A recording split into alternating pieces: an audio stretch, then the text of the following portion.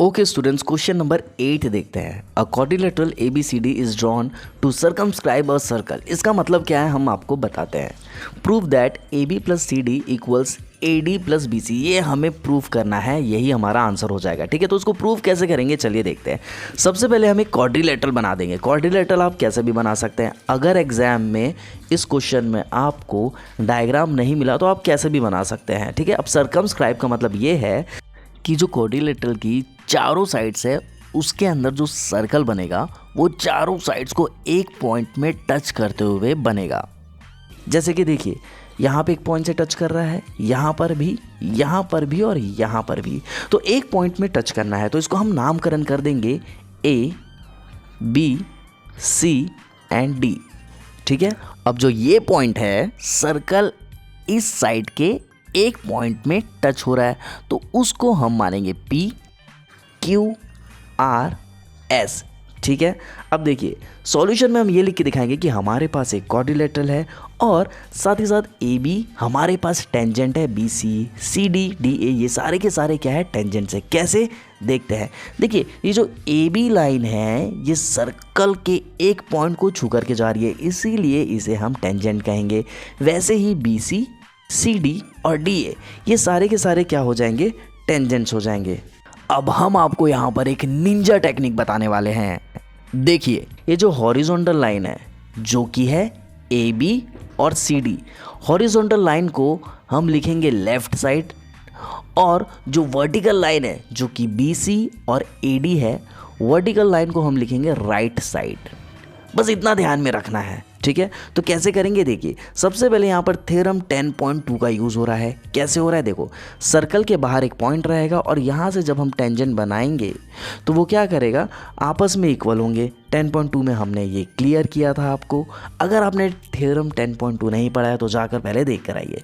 तो इस केस में क्या होगा, ये वाली लाइन और ये वाली लाइन जो कि टेंजेंट है ये आपस में इक्वल हो जाएंगे। ठीक वैसे ही यहाँ पर भी होगा।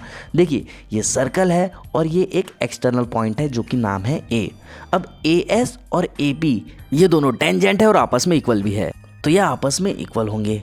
ठीक है, अब लिखना क्या क्या है पहले सुनिए। सबसे पहले हमें प्रूफ क्या करना है उसको लिखेंगे। उसके बाद प्रूफ हमारे पास क्या है, AP इक्वल्स टू AS। ये कैसे आया, थ्योरम 10.2 से आया।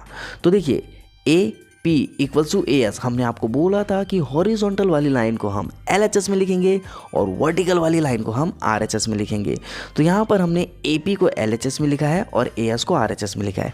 ठीक वैसे ही हम BP इक्वल्स टू BQ लिखेंगे। अब बात करते हैं B की।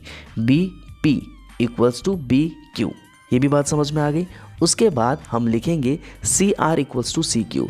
यहाँ देखेंगे CR इक्वल्स टू CQ, ये दोनों टेंजेंट्स हैं। ठीक है, सर्कल के बाहर एक एक्सटर्नल पॉइंट है C। ठीक, वैसे ही यहाँ पर भी सर्कल के बाहर एक एक्सटर्नल पॉइंट है D, तो हो जाएगा DR इक्वल्स टू DS। तो यहाँ पर हम लिखेंगे DR इक्वल्स टू DS। या तो आप ये ग्रीन वाली लाइन लिख सकते हैं या तो फिर थ्योरम 10.2 डायरेक्ट भी लिख सकते हैं। तो इन दोनों में किसी एक को आपको लिखना है। ठीक है, अब आगे देखते हैं हम क्या करेंगे। यहाँ पर हम ऐड कर देंगे चीज़ों को। कैसे, now adding the LHS and RHS of the above equation we gate.